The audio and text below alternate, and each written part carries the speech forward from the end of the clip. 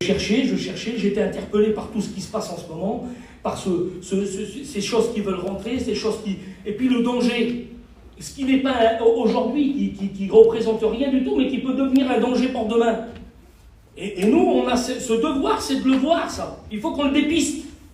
Comprenez? Il faut que nous, on soit là et qu'on soit à l'affût. Avant que le danger soit là, il faut déjà qu'on aille fermer la porte devant là-bas. Vous comprenez ce que je veux dire? C'est ça notre travail, nous. Avant que tu tombes dans un trou, il faut qu'on arrive dans la petite sœur et qu'on dise attention, ma sœur, il y a un trou là. Viens, tu vas faire le tour. Voilà. Il faut que le berger, il est là pour ça. Quand la brebis, elle va dans une mauvaise direction, il faut qu'il prenne son bâton de berger là. Et puis, il vient, il la prend et il la ramène dans le troupeau. Et quand elle ne comprend pas, le berger, il est obligé de prendre des mesures plus importantes. Parce qu'à chaque fois, elle s'éloigne, à chaque fois, elle prend des mauvaises directions. C'est ça notre travail. Puis devant ces choses-là, écoutez, il y a quelques jours en arrière, quelques semaines, là, il y a John Duplan qui est venu ici et il a fait le culte. Et il a prêché un message qui se trouve dans 2 Samuel chapitre 6. Et 2 Samuel chapitre 6, c'est un moment où l'arche de l'Éternel, celle qu'on voit là-bas, qu'on ne voit pas, mais qui est à l'intérieur du lieu très saint, l'arche de l'Éternel qui renfermait la présence de Dieu, c'était la bénédiction. Où elle était, ils étaient dirigés, ils étaient éclairés, ils étaient conduits par Dieu. Et l'arche de l'Éternel était vers l'ennemi.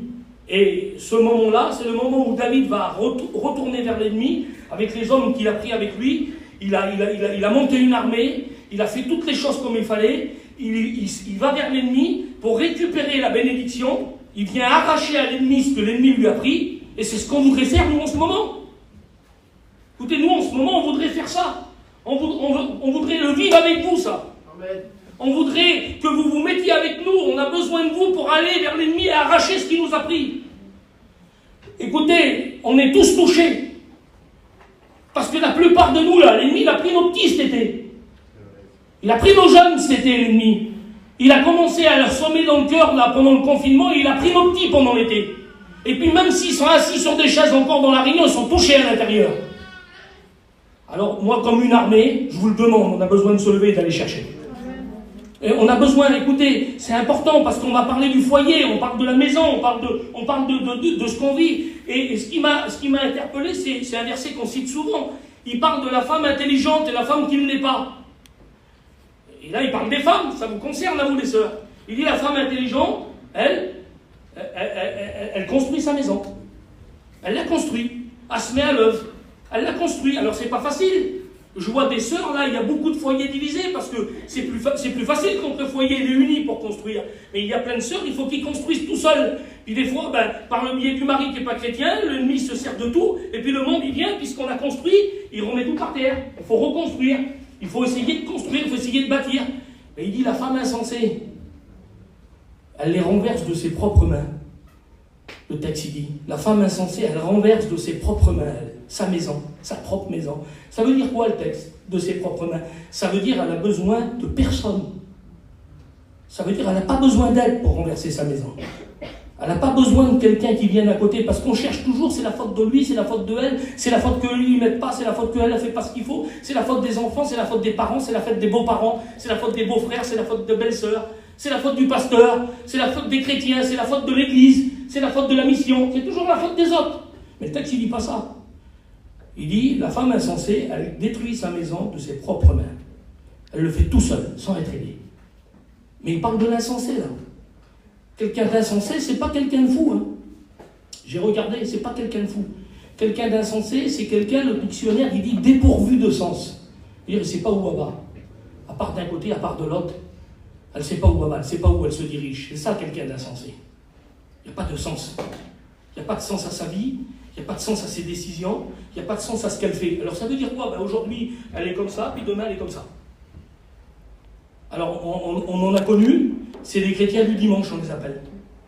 Un jour, le dimanche, ils sont c'est les chrétiens, puis toute la semaine, c'est pas les chrétiens. Parce qu'on écoute, et puis on le voit, et puis on sait tout. Alors, ça veut dire qu'il y en a qui se permettent de vivre comme ils veulent toute la semaine, et puis le dimanche, c'est des chrétiennes. C'est des chrétiens. Aujourd'hui, je vous parle à vous, les sœurs. Je ne parle pas aux frères, j'aurai l'occasion de le faire peut-être, mais aujourd'hui, je vous parle à vous. Ne soyez pas des insensés, on sait où on va, nous. Vous savez ce que vous avez à faire. Écoutez, vous n'êtes pas quelqu'un qui est dépourvu de sens. Non, vous connaissez votre direction, le sens où vous devez aller. la direction qui vous a été tracée. Un verset qu'on cite souvent dans nos réunions, c'est l'apôtre Paul qui le dit, il parle de lui, Paul. Il dit, moi je ne cours pas comme à l'aventure. Il veut dire, je ne suis pas dépourvu de sens. Quelqu'un qui court à l'aventure, ça veut dire qu'il ne sait pas où il va, c'est l'aventure. Mais un chrétien, c'est pas que ça.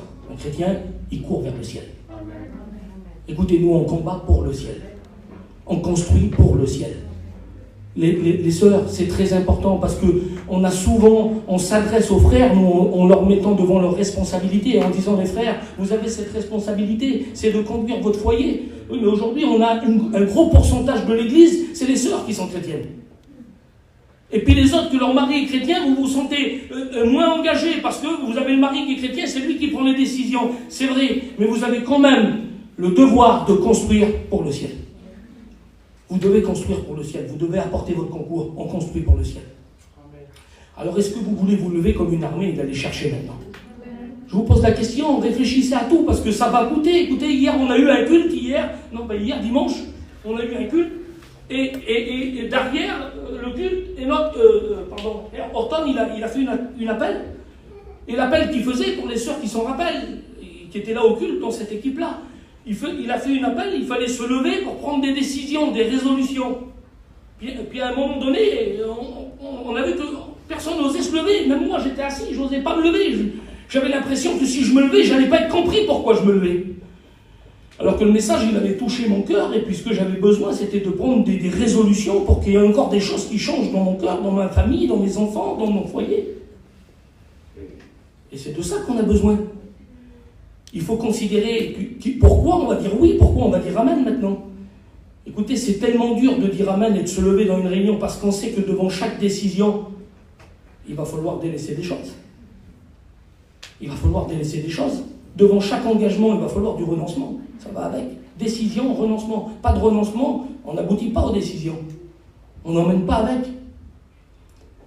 Alors quand je vous dis, est-ce que vous êtes prêts à aller chercher ? C'est normal que vous me dites amen, mais je voudrais que vous considériez que ça ne va pas être facile. Et puis non seulement ça ne va pas être facile, on va y arriver, c'est sûr. C'est une certitude, parce que quand on prend de bonnes décisions en Dieu et qu'on décide d'aller reprendre ce qu'on s'est fait voler par Dieu, par l'ennemi, alors ça peut être n'importe quoi. Hein. Chacun fait le bilan dans son cœur, là, ça peut être n'importe quoi. Mais quand on décide de le faire, le Seigneur nous accompagne et ça marche. Amen. Je vais vous dire que ça marche, il n'y a pas de problème. Et c'est ce qui va se passer pour David. Il réunit avec lui ces hommes-là, il prend la décision de le faire, il se présente devant l'ennemi et il récupère l'arche. Et puis quand ils ont récupéré l'arche, alors là, on va la faire rentrer dans Jérusalem, c'est la bénédiction. On va faire rentrer la bénédiction dans nos maisons. Il avait déjà dressé plein de choses, David, il avait déjà préparé l'arrivée de la bénédiction. Il avait préparé sa maison. C'est le plus important déjà, hein. C'est de préparer ta maison pour la bénédiction.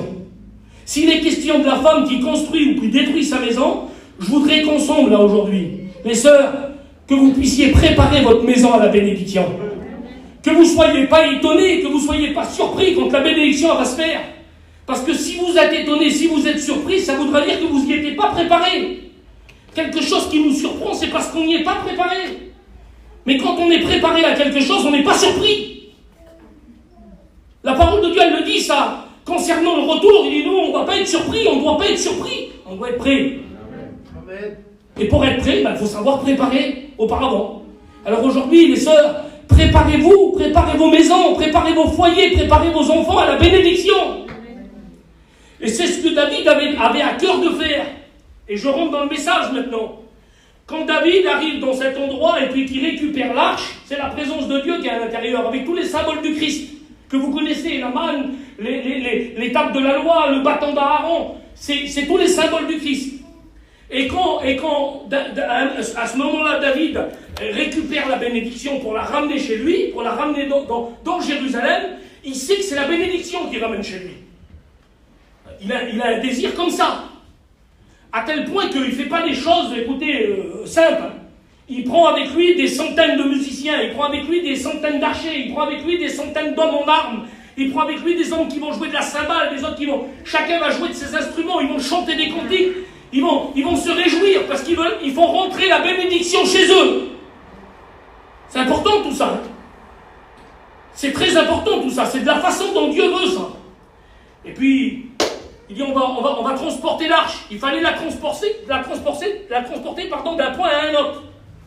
Il dit on va transporter l'arche. Alors il dit on va pas faire les choses à moitié. On va prendre un char neuf. On va prendre un char neuf qui a jamais servi, que jamais personne s'en a servi. On va le construire, il va être beau, il va être à la taille qu'il faut. Il va rouler dans la bonne façon. On va tout faire pour le mieux. On va choisir quelque chose d'important pour Dieu. C'est la présence de Dieu. On va tout faire pour le bien. Il part avec des désirs dans son cœur énormes. Et puis il prépare le char. On va mettre des bœufs devant. Ça va pas aller trop vite comme ça, parce qu'un cheval, peut-être il va s'emballer, il va faire. Mais des bœufs, on va pouvoir les gérer. On va faire les choses bien. Ça sera à plat, ça ne bougera pas. Ça sera pratique. Ça sera plus facile.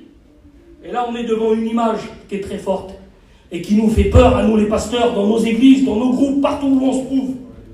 C'est la facilité, c'est le modernisme, c'est la tranquillité pour faire les choses, c'est le vouloir faire bien. C'était le thème du message à John il y a 2 semaines. C'était en voulant faire bien, on fait mal. Mais Seigneur, comment c'est possible ça? David voulait faire bien. Il avait tout préparé, lui. La tente était déjà dressée là-bas pour recevoir la maison de Dieu. Tout était prêt. David voulait faire bien. Mais en voulant faire bien, il a fait mal. Comment il a fait mal, Julo? Explique-nous pourquoi il a fait mal. Parce que quand il a préparé ce beau char, là, qui n'avait jamais servi, ce char neuf, c'était pas ce que Dieu avait demandé. C'était pas comme ça que ça avait été institué. C'était pas comme ça qu'on devait faire. Et même si le moyen paraissait plus mieux, plus beau, plus facile, plus tranquille, c'était pas le moyen de Dieu. Et aujourd'hui, il y a des moyens plus beaux, plus tranquilles, plus faciles, mais c'est pas les moyens de Dieu. C'est des moyens plus faciles. Et puis on en rigole. Écoutez, j'ai donné 2-3 fois l'exemple là, ces derniers temps quand j'ai eu l'occasion de le prêcher. On en rigole. Mais c'est pas rigolo, je vais vous dire quelque chose que je me suis aperçu que je faisais moi. Peut-être vous faites pas comme ça, mais moi je le fais. Je l'ai fait du moins. Et j'essaye de me corriger aujourd'hui. Écoutez, avant, quand on était religieux, j'étais tout petit moi. Très très petit. Parce que mes parents se sont convertis vraiment de bonne heure. Mais j'avais une grand-mère qui était très religieuse. Puis quand on arrivait dans l'endroit, on m'amenait à l'église avec elle. Et je me rappelle des vagues souvenirs. Mais bon, c'est surtout des explications qu'on m'a données. On allumait un cierge. On rentrait dans l'église, on allumait un cierge. Et puis le principe du cierge, c'était quoi? Il était allumé dans l'église, nous on pouvait s'en aller, on pouvait faire tout ce qu'on avait à faire. Et le cierge, il priait à notre place. Ça veut dire que si on achetait un petit cierge grand comme ça, il pouvait peut-être prier pendant 2-3 heures, mais si on en achetait un grand comme ça, il priait pendant 2-3 mois. C'était pratique. C'était pratique. Et puis il y a des femmes ici qui ont été très religieuses, ils pourraient bien nous l'expliquer, mais ça fonctionne comme ça. Encore dernièrement, il y a 2 ans, on était à côté de Lourdes, on a été posé la question, et ils nous ont expliqué ça. Mais nous, on l'a fait, on a fait ça de tout notre cœur. Et aujourd'hui, on se sort de ça. On dit, Seigneur, c'est pas possible que j'étais bête comme ça. Parce que c'est une sorte de bêtise, excusez-moi du mot. Mais je croyais que ça marchait comme ça, mais je le croyais, de tout mon cœur, je le croyais. Mais après, on s'est aperçu que c'était pas comme ça que ça fonctionne. Non, c'est quoi alors? Le Seigneur, il dit, même si c'est 1 seconde, c'est grave ce que je dis là, 1 seconde, vaut mieux que tu le dises toi avec ta bouche au Seigneur, que tu prennes la seconde, que tu la mets de côté. Et puis c'est ce que Dieu veut, il veut écouter ta voix. Ah oui, c'est bien ça, impeccable. Donc on a compris alors, oui. Mais on a tous des téléphones là. Puis moi je me suis aperçu, alors c'est moi, c'est personnel, j'ai fait le constat pour moi personnel. Je recevais une requête de prière. Dessus il est marqué, il faut prier pour le petit Intel, il est à l'hôpital, c'est très grave. Moi j'allais dans les petits signes en bas là, j'appuyais et je sélectionnais les petites mains qui prient, j'appuyais dessus, j'envoyais une petite main qui prie. Je dis j'envoyais parce que depuis pas mal de jours je ne le fais plus. J'envoyais la petite main qui prie et je continuais à faire ce que j'étais en train de faire. Ça veut dire que j'ai remplacé le cierge quand j'étais religieux par la petite main qui prie. Les frères, c'est rigolo, mais c'est pas rigolo, parce que moi je m'ai aperçu. Et puis je me suis aperçu dans les messages, si c'était moi le premier qui mettait les petites mains, si on était 10 sur le groupe, ou 15, ou 20, ou 30, les frères, on fait tous pareil, tout le monde derrière, il suit 1 main, 2 mains, 3 mains. Tout le monde fait. Ah oui, on a tous prié alors. Mais non, c'est la petite main qui prie. Je vous promets, il fait tout le téléphone maintenant, peut-être il prie à notre place. Mais vous voyez un petit peu la facilité où c'est qu'elle va et comment on se fait rouler par les choses faciles. Parce qu'avant de le réaliser, moi, il a fallu du temps. Écoutez, je l'ai fait pendant longtemps avant de le réaliser, ça. Et peut-être que toi, tu es en train de te dire, mais je le fais aussi, moi, ça. Combien de fois? Alors, ça m'est arrivé aussi, Ça m'arrive aussi, encore Seigneur, ça m'arrive aussi de recevoir la prière, de mettre la petite main et de prier. Ben oui, ça m'arrive aussi ça, hein, comprenez bien. Mais ça m'est arrivé souvent que la petite main suffisait. Alors je me suis aperçu d'une chose, j'ai dit Seigneur, ben, je vais plus mettre la petite main, je mettrai un petit mot d'encouragement ou je ne mettrai rien, mais je vais essayer de prendre du temps et puis de prier pour celui ou celle qui a besoin. Je vais essayer de le faire. Du moins, il n'y a personne qui le fera à ma place. Ça m'est demandé à moi, puis je veux y participer. Alors David croyait faire bien, c'est parti d'un bon sentiment. Il voulait faire les choses bien, lui. Il s'est aperçu de rien. Mais Dieu, bien avant lui, avait parlé à Moïse. Il dit, tu choisiras des hommes, ça sera une élite, ça sera des hommes mis à part, ça sera des hommes consacrés, ça sera des hommes qui sortiront d'une tribu spéciale, c'est la tribu des Lévites. Et eux, ils seront consacrés pour les tâches. Et ça fait partie des tâches de quoi? De transporter l'arche d'un endroit ou à un autre. Pourquoi? Parce que quand ils étaient dans le désert et que le tabernacle était démonté à chaque fois, c'était la tente qui était démontée, à chaque fois qu'elle était démontée, parce que la présence de Dieu, elle s'allumait, qu'elle se déplaçait, il fallait la suivre. Alors tout le monde remballait ses affaires, mais on remballait aussi le tabernacle. Et puis là, les Lévites, ceux qui étaient consacrés pour cette tâche-là, ils ne prenaient pas un char, ils ne prenaient pas des bœufs, ils ne prenaient pas un char neuf, ils ne faisaient pas les choses plus faciles, même s'il fallait marcher pendant 3 jours dans le désert, même si certainement qu'il fallait qu'ils se remplacent, même s'il fallait qu'ils fassent des haltes, même s'il fallait qu'ils s'arrêtent, même s'il fallait qu'ils y mettent de tout leur effort. Mais ce que Dieu avait dit, c'est que 4 hommes devaient porter l'arche, à pied, et qu'ils devaient les porter ensemble. C'était l'unité. C'était ce que Dieu avait dit. C'était de cette manière-là qu'on allait transporter la bénédiction. Amen. Et quand David, lui, il met tout en place et qu'il choisit un beau char, un char neuf, et qu'il met tout en œuvre, et qu'il y a les musiciens qui sont là, et que tout son cœur y est, qu'il a déplacé tout le peuple, qu'il a monté toute une armée pour faire ces choses-là, il a beau être rempli d'un bon désir, écoutez, et c'était ça le message qui a percuté dans mon cœur, il a beau être animé d'un très bon désir, et de faire les choses au départ comme ils doivent se faire, eh bien, il n'a pas fait ce que Dieu lui avait demandé de faire. Il n'a pas respecté la parole de Dieu. Et parce qu'il n'a pas respecté la parole de Dieu, il y a eu des grosses conséquences. Écoutez, il y a eu des grosses conséquences. Et c'est là où je vous ai dit que j'avais peur de Dieu plus que le reste. Je vais vous dire pourquoi. Parce que la parole de Dieu dit qu'à un moment donné, l'arche s'est mise à pencher d'un côté parce que les bœufs qui étaient devant, ils ont fait pencher l'arche. Ils ont fait pencher le char qui était derrière, et ils ont certainement... Le terrain a bougé, et la Bible elle dit, c'est moi, elle dit, les bœufs ont fait pencher l'arche. Il y avait un homme qui était à côté, un sacrificateur. Lui, il savait très bien, plus que David encore, qu'il ne fallait pas faire ça. Mais il a laissé les choses se faire. Il savait très bien que c'était dangereux quand il les a vus construire. Écoutez, quand il les a vus au début construire le petit char, là, je m'ai imaginé ça, moi, les frères. Il était présent, lui, quand on a construit le char, parce qu'on lui en a fait part. C'était un des hommes qui étaient les plus élevés à cette époque-là, au niveau des sacrificateurs, au niveau de ce qu'il était. Écoutez, on lui en a fait part. Quand il les a vus construire, ça voulait dire joindre les premières planches de bois qui passaient au rabot, parce qu'on ne voulait pas faire les choses à moitié. Hein. Préparer tout, préparer les roues, préparer les cendres, préparer l'assemblage. Il était présent, il a vu tout ça est en train de se construire, mais lui savait très bien, parce qu'il connaissait la parole de Dieu, parce qu'il avait été choisi par Dieu, parce qu'il avait été établi par Dieu pour ces choses. Il savait très bien qu'il ne fallait pas les faire comme ça. Mais il a laissé les choses se faire. Et ce qui au départ était parti d'un bon sentiment, qui avait l'impression à l'œil que ce n'était pas du tout grave. La Bible elle dit que quand le char s'est mis à pencher, encore avec un bon sentiment, il a voulu retenir l'arche avec sa main. La Bible elle dit qu'à l'instant, il est mort. Il y a eu beaucoup de crainte dans mon cœur, les frères. Parce que si on voit les choses se préparer un petit peu plus loin là, et qu'on sait que les choses ne doivent pas se faire de cette manière-là, et qu'on laisse les choses se faire, les conséquences, c'est nous les premiers qui allons les payer. Parce qu'eux ne le savent pas. Mais nous, on le sait. Parce qu'eux ne sont pas au courant. Nous, on le sait. Parce que vous ne calculez pas l'importance. Nous, on devrait la calculer. Parce que vous n'êtes pas sur la tour. Nous, on est sur la tour. Parce que vous n'avez pas été choisi par Dieu pour administrer sa parole et pour conduire un troupeau. Nous, on l'a été. Alors, les conséquences, c'est nous les premiers. Écoutez, même David, qui était le roi, qui a tout mis en œuvre, même lui, à ce moment-là, c'est pas lui qui est mort ce jour-là. C'est celui qui connaissait la loi, celui qui devait la pratiquer, celui qui avait été choisi pour ces choses. C'est fort, mes frères. Vous comprenez, les sœurs, pourquoi je vous demande de prier pour nous? Les sœurs, je vous demande de prier pour nous. Je pensais à ça encore ce matin, je disais, je vais demander de l'aide aux sœurs. Je vais leur demander de nous aider, d'être avec nous. On a besoin de vous, les sœurs. Quelque part, avec le message que je suis en train de vous donner, je suis presque en train de vous piéger. Je vous le dis, par rapport à la décision qu'on a prise dans l'Église, et que je vais vous annoncer après, je suis presque en train de vous piéger là. Mais je ne le fais pas avec du vice, je le fais avec la parole de Dieu. Amen. Parce que si, écoutez, je n'ai pas besoin.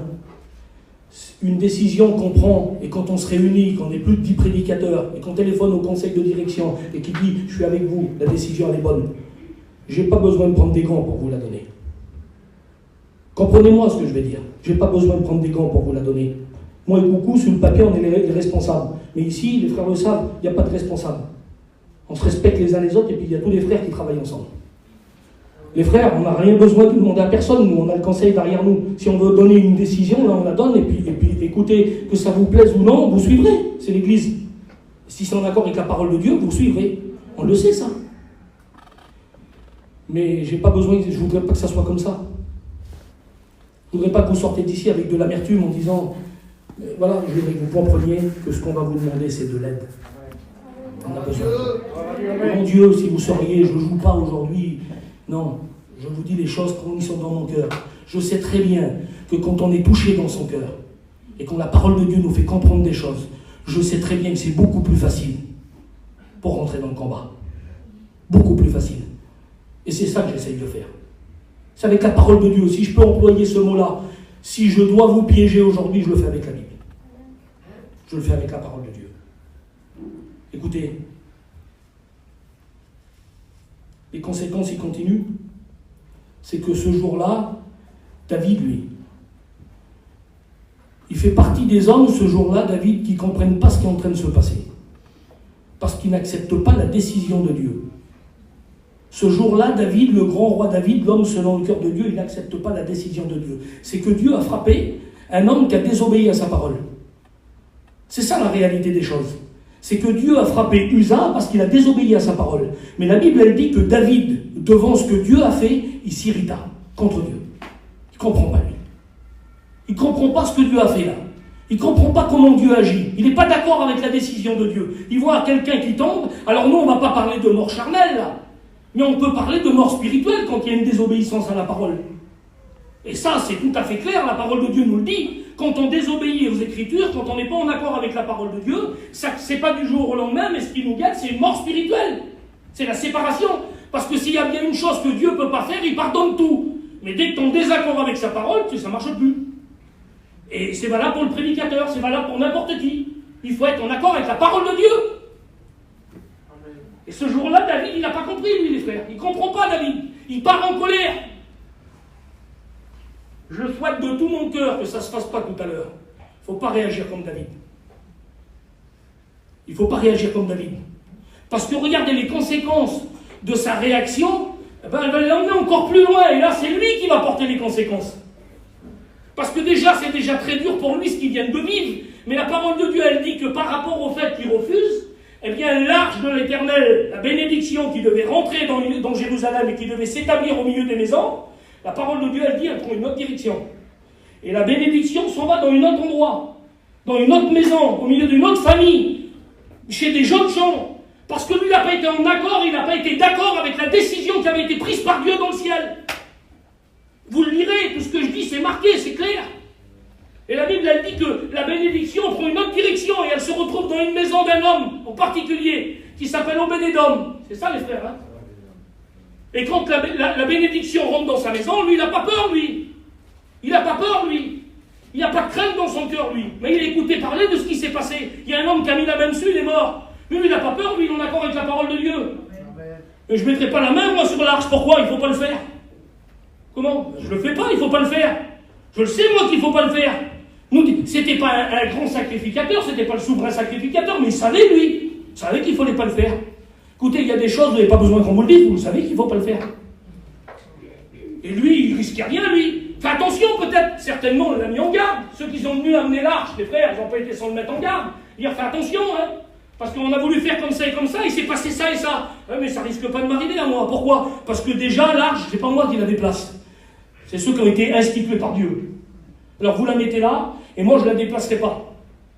Et puis moi je ne la toucherai pas, et je ne la mettrai pas sur un char, et je ne la ferai pas tirer par des bœufs. Pourquoi? Parce que ce n'est pas marqué dans la parole de Dieu. C'était pas marqué dans le livre de Moïse. C'était pas inscrit dans la loi. C'était pas comme ça qu'on devait faire. On devait respecter la parole. Alors il n'y a aucune crainte dans son cœur.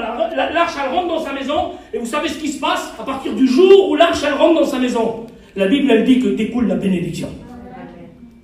Seigneur, c'est important quand même, parce que c'est ce qu'on recherche avant toute chose. Écoutez les sœurs, je voudrais faire quelque chose. Je voudrais que ceux de vos maris ne sont pas chrétiens, levez la main à votre place là.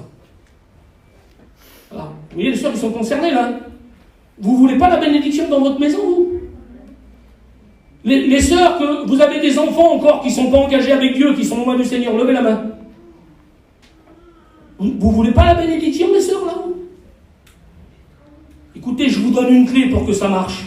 Il faut que vous fassiez rentrer la bénédiction dans vos maisons, dans vos familles, pour vos enfants, pour vos maris, avec la parole de Dieu. Amen. Assis sur les Écritures, assis sur sa parole, dans la direction de sa parole, sans rien mettre de côté, sans rien négliger, sans rien de facile. C'est pas facile. La parole de Dieu, elle n'est pas facile.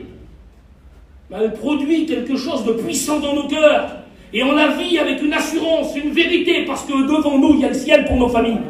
Il y a le ciel pour ton mari, il y a le ciel pour tes enfants. Ça vaut le coup de combattre et de faire des sacrifices. Ça vaut le coup, Seigneur.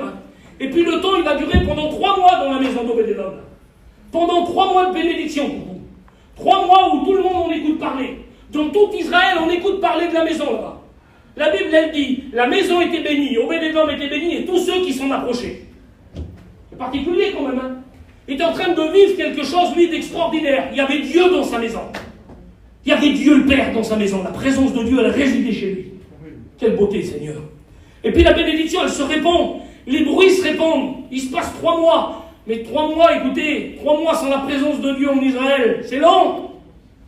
C'est long, 3 mois sans la présence de Dieu. Ça représente des années. 3 mois sans bénédiction, 3 mois sans Dieu qui parle, 3 mois sans Dieu qui répond, 3 mois sans Dieu qui agit, 3 mois sans Dieu qui nous dirige, 3 mois sans Dieu qui nous conduit, 3 mois sans Dieu qui nous reprend, 3 mois sans Dieu qui nous pousse, 3 mois sans Dieu qui nous retient. C'est long quand même ça. Hein. C'est très long ça. Et puis le bruit il vient aux oreilles de David, on vient de lui rapporter. Tu sais ce qui se passe dans la maison d'Obédédom là-bas? Non? C'est la bénédiction qui découle en abondance. La bénédiction elle découle en abondance. C'est pas possible, oui. Mais qu'est-ce qui s'est passé? Et puis David il rentre en lui-même. David il rentre en lui-même et puis il réfléchit à une chose. Il comprend qu'il a mal fait les choses. En voulant faire bien, il a mal fait. Avec plein de bons désirs dans son cœur, Félido, il a mal fait les choses. Il ne les a pas fait comme la parole de Dieu l'enseigne. Et en voulant faire bien, eh bien on ouvre des portes. Et on découle des conséquences. Et ça, en priorité, nous on en est responsable, mais vous aussi. Chaque acte qu'on fait, chaque refus qu'on a, il y a des conséquences et on en est responsable. Dans le spirituel, c'est comme ça que ça marche. Ce jour-là, David va prendre une bonne décision. Et c'est ce que je voudrais qu'on prenne ensemble. Nous, on l'a déjà pris. Une bonne décision. Amen. Seigneur, il prend une bonne décision. Vous savez ce qu'il dit? Il dit à ces hommes qui sont autour, il dit rassembler tous les hommes, rassembler les musiciens encore de nouveau, rassembler les lévites, rassembler les hommes consacrés, rassembler les hommes qui ont reçu un appel, rassembler les hommes qui ont été institués pour faire toutes les choses qui sont en accord avec la parole de Dieu. On va aller ramener l'arche au milieu de nos maisons. On va rechercher la bénédiction. C'était plus chez l'ennemi, là, c'était plus facile. C'était plus facile, hein. Écoutez, quand on ne se fait pas contre l'ennemi, c'est plus facile, hein. Quelle facilité. On va aller la chercher. Et la Bible dit que David s'est mis en marche. Ce jour-là, il n'a pas commis 2 fois la même erreur. Hein. Il a tout fait les choses dans l'ordre. Comment il a fait pour savoir comment ça allait se faire dans l'ordre? Comment il a fait? Il s'est tourné vers ses frères. Voilà, il s'est tourné vers ses frères. Il a fait venir les sacrificateurs. Il les a approchés près de lui. Venez les frères, voilà. Je voudrais aller rechercher la bénédiction, moi, là-bas. Je veux la ramener chez nous. Je veux que ça ne soit pas que pour Obédédom. Je suis content pour lui, je suis content pour sa famille, pour tous ceux qui se sont approchés de lui, mais je ne veux pas que ça soit que pour lui. Je veux la faire rentrer aussi vers moi. Voilà, je suis content pour toi, ma soeur. Je suis content pour toi, qu'est-ce qui se passe? Sarah, on est content pour toi. Vraiment, Sarah, ce que tu vis en ce moment, on en parle partout. J'étais à Paris l'autre jour, je l'ai témoigné. Tu vis quelque chose de terrible. Tes petits se sont tournés vers Dieu, ton mari s'est tourné vers Dieu, il a été baptisé du Saint-Esprit il y a 2 jours. C'est exceptionnel. On est content, mais je veux que ça vienne chez moi. Voilà. Je suis vraiment content pour toi, devant Dieu, je me réjouis avec toi de tout mon cœur. Mais tu dois me comprendre, moi aussi je veux que la bénédiction vienne. Et quand je dis moi, je vous parle à vous, vous l'avez bien compris. C'est comme ça qu'il faut voir les choses, c'est de cette façon-là. Et c'est de cette façon-là que David voyait les choses. Si c'est bon pour elle, c'est bon pour moi. Il ne faut plus essayer aujourd'hui de chercher la lacune. On cherche la lacune, c'est à cause de ça, c'est à cause de ça, c'est à cause de ça. Cherchez plus la lacune, mettez-vous en marche. Mettez-vous en marche.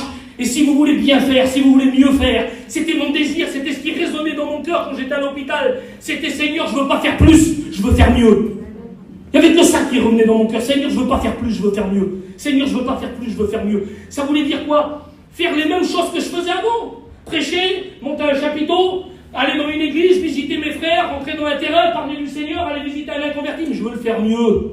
Je veux le faire mieux qu'avant. Et toi, tu peux faire quoi? Toi, tu es une sœur, tu peux faire quoi? Je veux aller à la réunion, pas de la même manière. Je veux vivre l'évangile plus de la même manière. Je veux aller visiter ma sœur plus de la même manière. Je veux prier plus de la même manière. Je veux que ma prière, elle change. Je veux plus que ça soit de la même manière. Un jour, c'est René Zadelato, en pleine convention, qui a ouvert son cœur à travers un message. Il dit, j'ai mon fils à côté, il sortait tous les soirs, c'était un garçon qui était pris par l'alcool, un garçon qui était mangé par la vie. Pourtant, c'est un monument, ce homme-là. C'est un monument, ce homme-là. Vous avez vu, il a ouvert les pays de l'Est, il a ouvert une école biblique en Russie, là-bas. Il était recherché, sa tête était mise à prix il y a 30 ans en arrière, derrière le mur de Berlin. C'est quand même pas rien, cet homme-là. Mais il avait un fils qui vivait dans le péché, qui était perdu, qui allait en enfer. Et lui, il disait, Seigneur, pour que mon petit se convertisse, pour que je sois tranquille, parce qu'il ne dormait pas la nuit, lui et sa femme. Seigneur, je t'en supplie. Seigneur, je t'en supplie, convertis mon petit. J'en peux plus, Seigneur, j'arrive plus à vivre. J'arrive plus, Seigneur, c'est dur pour moi. Seigneur, je suis pas tranquille. Seigneur, bénis mon petit. Puis il dit un jour, j'ai été repris dans mon cœur par le Saint-Esprit. Seigneur, il m'a dit, il faut que tu changes ta prière, René. Hein. Comment, Seigneur, il faut que je change ma prière? Oui, il faut que tu pries autrement pour ton petit. Mais il faut que je prie comment alors, Seigneur? Je te supplie à genoux. Oui, tu me supplies pour toi. Tu ne me supplies pas pour lui. C'était pour lui qu'il priait. Il voulait que le Seigneur y convertisse son petit pour que lui soit tranquille. Je vous le parle avec mes mots, mais c'est comme ça qu'il le transmettait. Et le Seigneur me disait, c'est pas toi qui as besoin d'être tranquille, René. C'est lui qui a besoin du salut. Change ta prière. Demande au Seigneur qu'il aille arracher du feu tes enfants, ton mari, parce qu'ils sont perdus dans leur situation, dans leur position.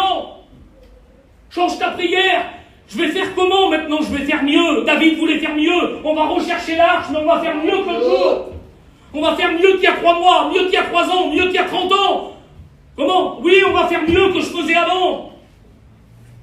Seigneur, que Dieu nous anime de ce bon désir, les frères et sœurs.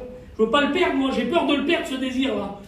Je disais l'autre jour, là, dans mon cœur tout seul, je disais, Seigneur, je suis plus pareil que quand je suis sorti de l'hôpital l'autre jour. C'est quoi? Faut que je sois malade pour être bien, alors.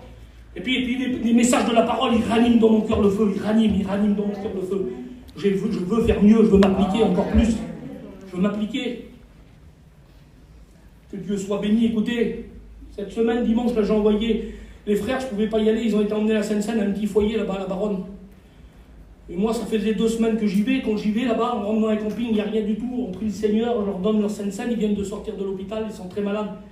Mais je passe un moment terrible. Je m'applique à ça, je passe du temps. Je dis, je ne vais pas y aller en 5 minutes, je passe du temps. Je veux être avec eux. Je veux prendre part à ce qu'ils sont en train de vivre. Et je me régale. Et quand je pars, je suis béni, pire que j'ai fait la réunion devant 200 personnes.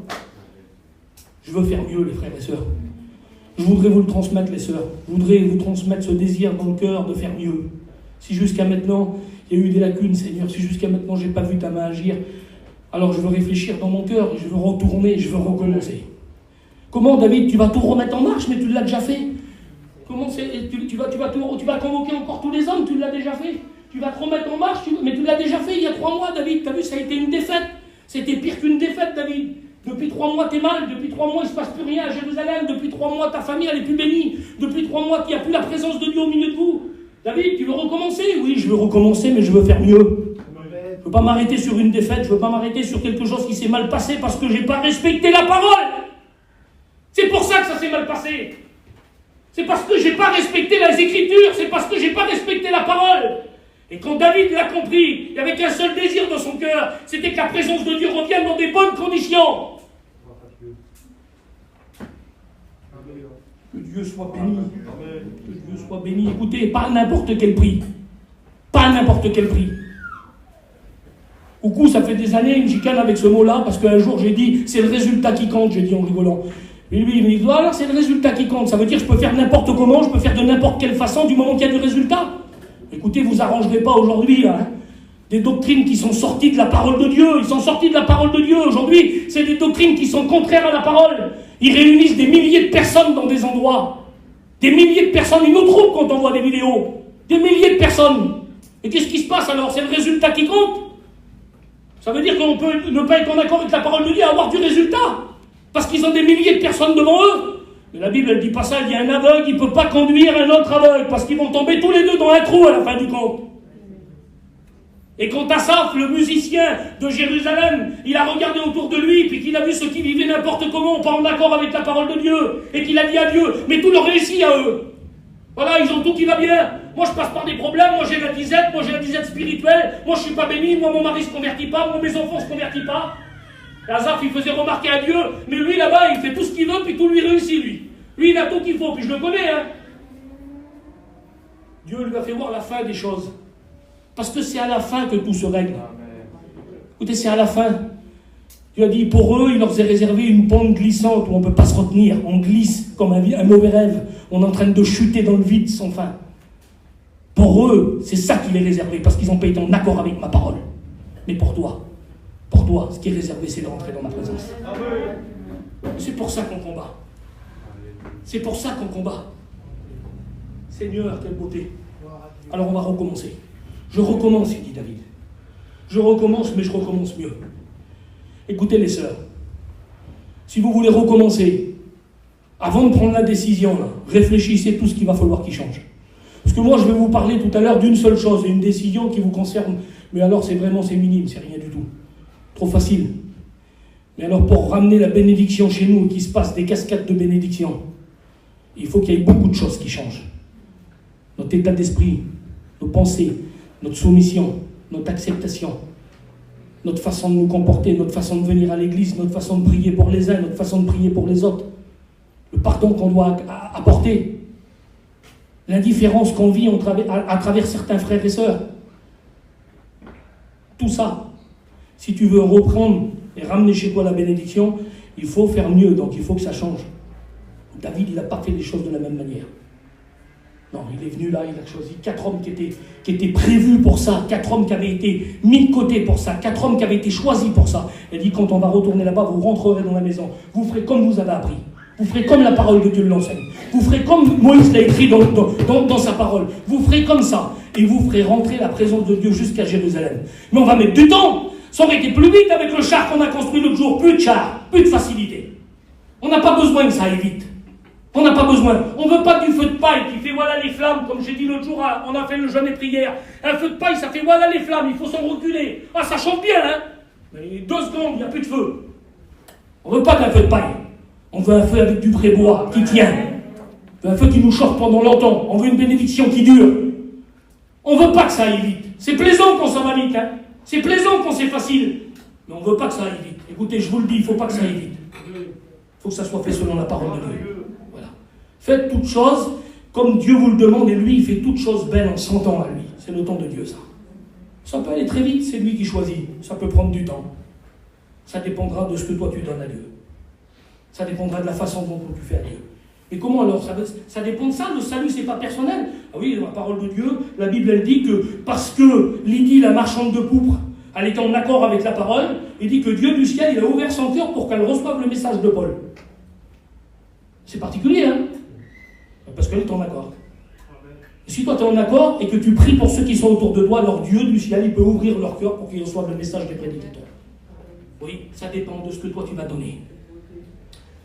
Alors écoutez, je vous dis juste ça, et puis on va arrêter là. Il est rentré dans la maison d'Obed-Édom, qui était d'accord avec ce qui allait se passer. Il était en accord, lui. Ça ne le gênait pas. Il aurait pu dire, écoutez, quand vous avez besoin, vous avez amené l'arche chez moi, maintenant que vous n'avez plus besoin, maintenant que vous avez compris, vous me reprenez l'arche.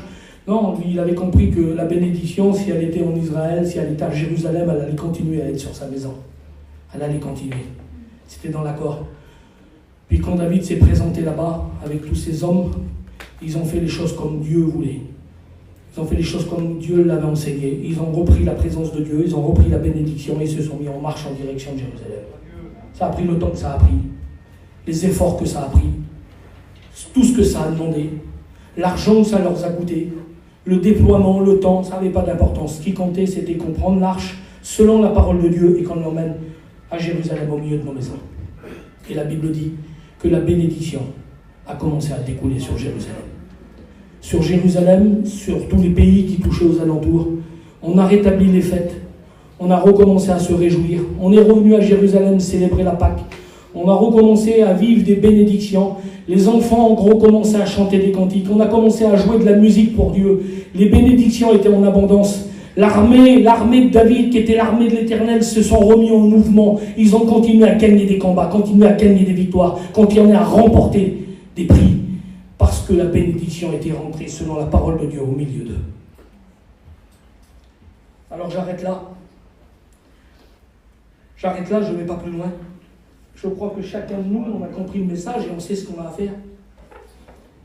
Et puis, je voudrais maintenant me servir du message pour vous partager nos craintes, pour vous partager nos constats et pour vous partager aussi nos décisions.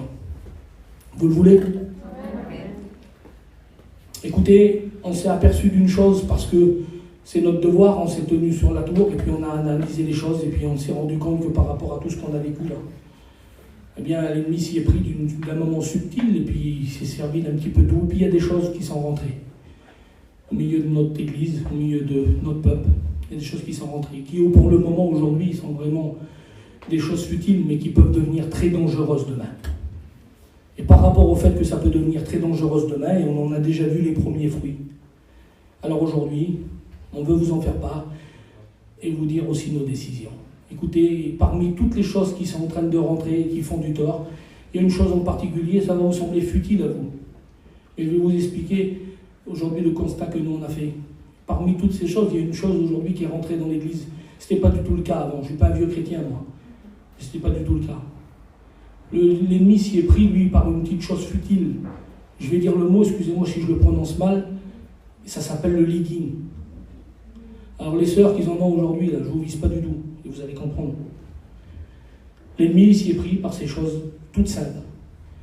Alors je me suis renseigné, moi, parce que j'ai vu plein de sœurs rentrer dans l'église avec ça, et puis ça m'a choqué, ça fait pas longtemps, ça fait quelques temps, là. Ça m'a choqué un petit peu.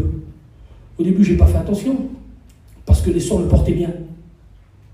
C'est pour ça que j'ai pas fait attention, c'est pour ça que les frères n'ont pas fait attention, parce que les sœurs le portaient bien. Parce qu'il y a une façon de le porter qui est bien. C'est comme ça que ça a commencé. C'est comment ? Oui, c'est comme ça que ça a commencé. Ça a commencé parce que des sœurs l'ont porté bien. C'est-à-dire, vous savez ce que c'est ? Donc, ils l'ont mis, les premières, c'était pour laver le toit du camping, c'était pour aller au marché le matin parce qu'il faisait froid, c'était pour aller veiller le soir. C'était parce qu'on se levait de bonne heure le matin pour aller à une opération ou dans un endroit, ou parce qu'on n'était plus à l'aise pour faire des choses pratiques. Et puis, c'était décent.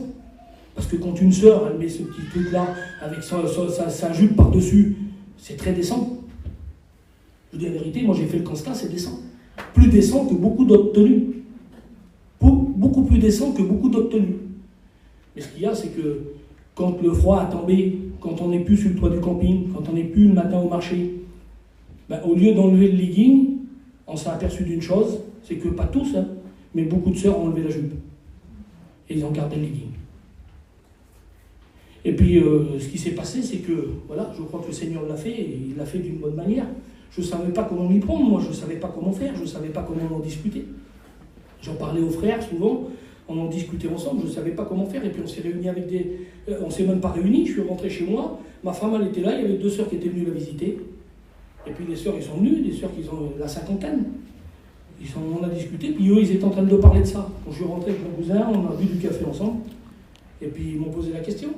Voilà, en rigolant, il dit, t'es pour ou contre ? J'ai dit, écoute, voilà, pas que je suis pour ou contre, c'est pas ça. Mais je crois que c'est dangereux. Il dit, comment ? Oui, je crois que c'est dangereux parce que, regarde de la façon, elle en avait un sur elle. J'ai dit, de la façon que t'es là. Écoute, je ne pouvais pas lui dire qu'elle était indécente, elle n'était pas indécente du tout. Il n'y a pas plus propre, c'est pas indécent du tout, de la façon dont tu le portes là. Ben, elle dit oui. Mais j'ai dit, je me suis rendu compte d'une chose, c'est que des sœurs plus jeunes que toi, toi tu as la cinquantaine, il y en a qui en ont 30, et ils doivent obligatoirement, eux, quand ils ont 30 ans, ils ne veulent pas s'habiller comme une femme de 50 ans. Mais ça ne dérange pas la femme de 50 ans de s'habiller comme une jeune de 30 ans, ou de 20 ans. C'est là où on a un problème. Et j'ai dit, je me suis rendu compte que les jeunes, eux, qu'on a baptisés, des petites de chez nous, on les a baptisés, c'est moi qui les ai engagés avec les frères. On sait qu'ils ont reçu dans leur cœur, on sait que c'est des chrétiennes, c'est des vraies chrétiennes. Et eux, ils ne voient pas le mal parce qu'ils vous regardent à vous, vous êtes les modèles qui sont juste avant eux.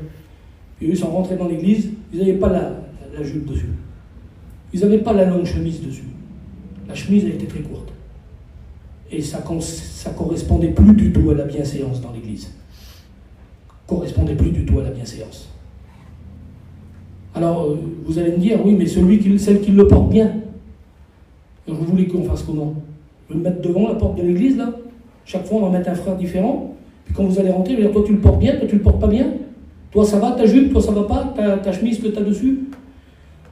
Alors, écoutez, par rapport à tout ça, on s'est aperçu que plus que ça, des jeunes femmes de chez nous, des jeunes filles, ma fille qui est là aujourd'hui, là, il y a quelques semaines en arrière, elle est rentrée elle n'avait pas un legging, elle avait un pantalon. Pour moi, c'était pas un legging, c'était un pantalon. J'ai dit, ma fille, c'est quoi ça? Ben voilà, comme ci, comme là. Et puis je me suis aperçu, ma petite, moi je me rappelle, j'ai rien demandé, moi.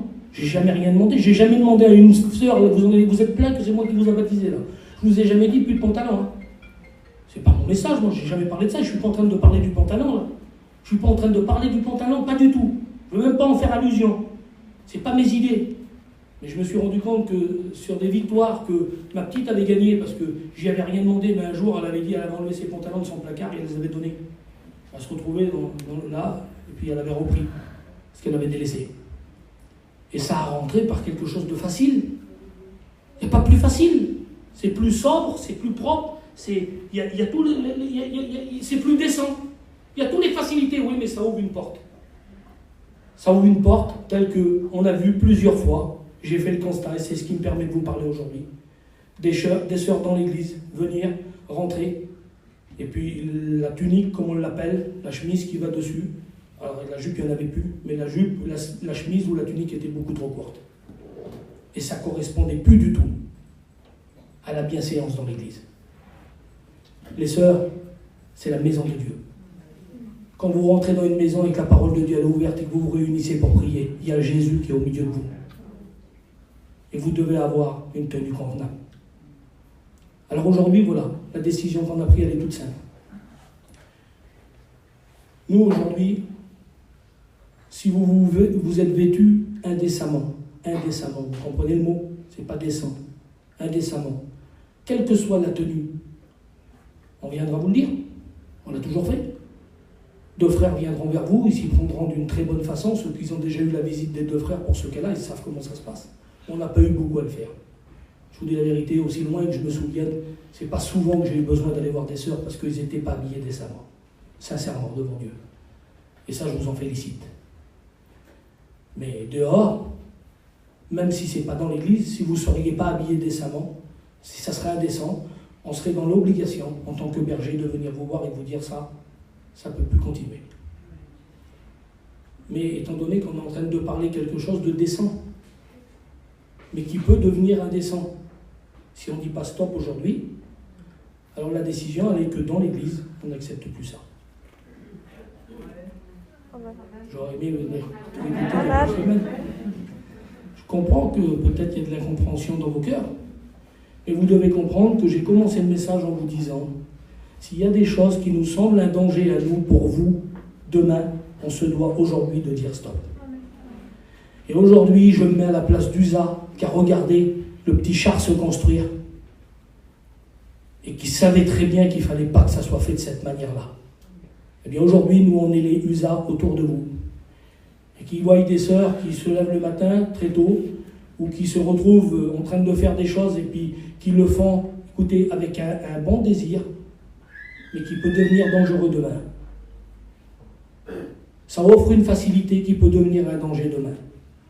Alors on ne veut pas faire comme Usa, laisser les choses se faire et payer les conséquences demain. Ni pour vous, ni pour nous. On préfère vous dire, écoutez les sœurs, dehors vous avez des foyers. Les jeunes filles, vous avez des pères. Les femmes, vous avez des maris. C'est pas à moi de vous dire demain de quelle manière vous devez vous conduire et de quelle manière vous devez vous habiller à partir du moment où vous êtes habillé décemment. On est d'accord? Je reviens sur mes mots, si vous n'êtes pas habillé décemment, même dehors, les pasteurs viendront vous le dire si vous êtes des chrétiennes. Mais si vous êtes habillé décemment, je n'ai pas aucun droit de venir, moi, m'ingérer dans votre foyer. C'est-à-dire qu'en dehors, tu veux continuer à mettre des leggings en les mettant décemment, ça te regarde. On ne donne pas d'interdiction, nous. Mais dans l'église, c'est plus ton mari qui dirige, c'est les pasteurs. Et c'est pas les pasteurs qui dirigent, c'est la parole de Dieu. Et aujourd'hui, quand je vous ai dit tout à l'heure que je ne veux pas rentrer dans la conversation du pantalon, parce que le pantalon n'est pas marqué dans la parole de Dieu. Le pantalon, il n'est pas marqué dans la Bible. Dans la Bible, il est marqué vêtements d'hommes et vêtements de femmes. Mais il y a des vêtements de femmes qui ne correspondent pas à l'église. Ce n'est pas forcément des leggings. Pourtant, c'est des vêtements de femmes. Donc ça veut dire que même dans les vêtements de femmes, même dans la garde-robe, il y a des choses qui ne correspondent pas à une chrétienne. Dans la garde-robe, les frères, il y a des choses qui ne correspondent pas à un chrétien.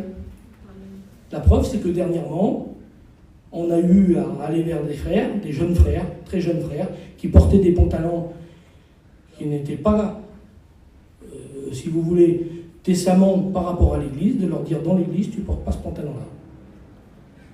Parce que la parole de Dieu, elle nous demande de venir et de rester dans la bienséance. Donc vous n'êtes pas visés spécialement. Et aujourd'hui, je le dis, on ne parle pas d'indécence. On ne parle pas d'indécence. Non, je parle de l'Église, de Dieu, et de la façon dont on doit se comporter. Et si aujourd'hui on dit stop, c'est parce que quelque chose qui est décent aujourd'hui peut devenir indécent demain. Et on en a déjà vu les fruits.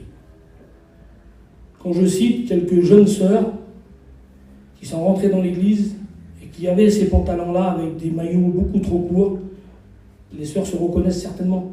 Mais moi, je ne suis pas là pour viser personne. Je suis là pour faire réaliser à chacun que ces sœurs-là, eux, ils l'ont fait parce qu'autour de eux, ils ont vu que c'était normal de rentrer dans l'église de cette manière-là.